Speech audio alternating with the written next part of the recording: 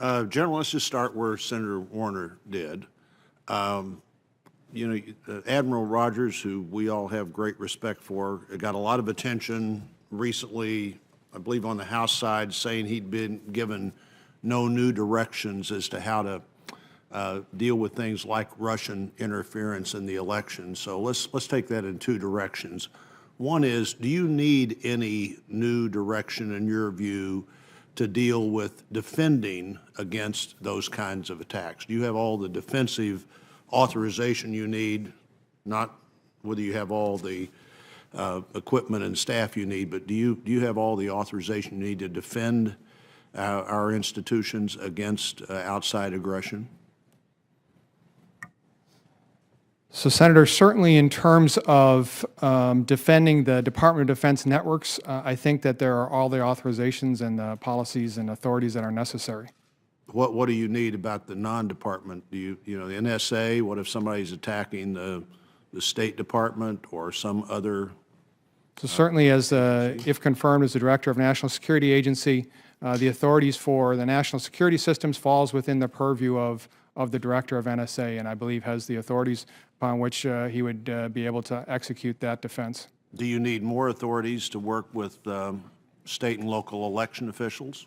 So certainly, where there would need to be a policy decision, Senator, that would indicate that that there would be more authorities for Cyber Commander NSA to be able to do something like that. But for the federal government and for the military, your defensive role is clearly understood.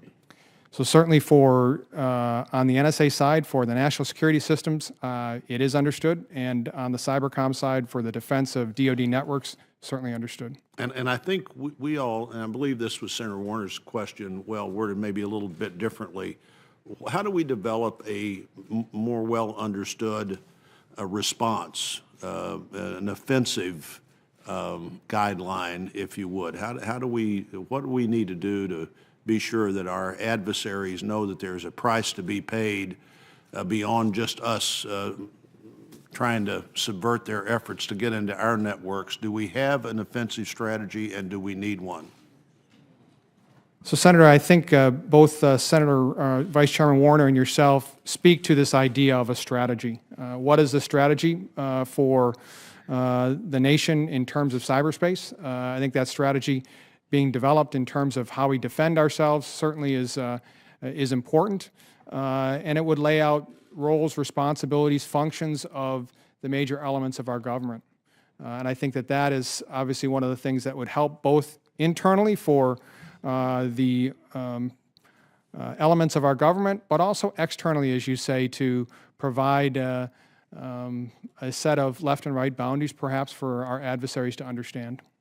Well, I think a determination to create where those boundaries are and what we might do may need to be made outside of your agency, but inside your agency, I can't imagine a more important person to be at the table when we try to determine how that determination could actually be implemented. I think there's a strong sense that there's too much of no price to be paid at this point by people who try to either steal our intellectual property or interfere with elections or whatever else they might try to do. The other area where I think you may have to look for a even more expansive role is the acquisition of equipment, signal intelligence equipment by other agencies. I think you have a role to play there, and in one of the many hats you'll be wearing in this job.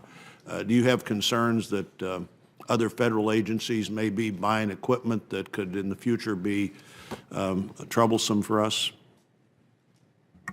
Senator, I certainly have concerns. I think the recent statements by the Department of Homeland Security and the directives with regards to select antivirus companies throughout the world and the ensuing National Defense Authorization Act that prohibited the use of select antivirus products within our government is very, very important for the future. Well, again, I think you bring the information to the table on that. And my last question would be something we've talked about before, particularly at the Cyber Command level. What's the value of the Reserve Force or the National Guard? I know Missouri has a really good cyber unit. I think the cyber units in the reserves. Back to maybe the chairman's question about how we have the talent we need. How do we bring that part-time talent to use to our benefit, if that's a good idea in your opinion? Senator, I think it's a tremendous idea. In my current role as the commander of Army Cyber, our Army is building 21 cyber protection teams, 10 in the United States Army Reserve and 11 in the National Guard. What you indicate is critical for us as we look to increase the best and brightest of our nation being able to commit to the defense of our nation in cyberspace. The Guard, the Reserve have tremendous talent that we look to in the future to provide us what we often term the strategic depth for our nation. And so very, very pleased to serve with those fine Americans and hopefully in the future continue to be able to incorporate and to promote their service for our nation. Thank you. Thank you, Mr. Chair.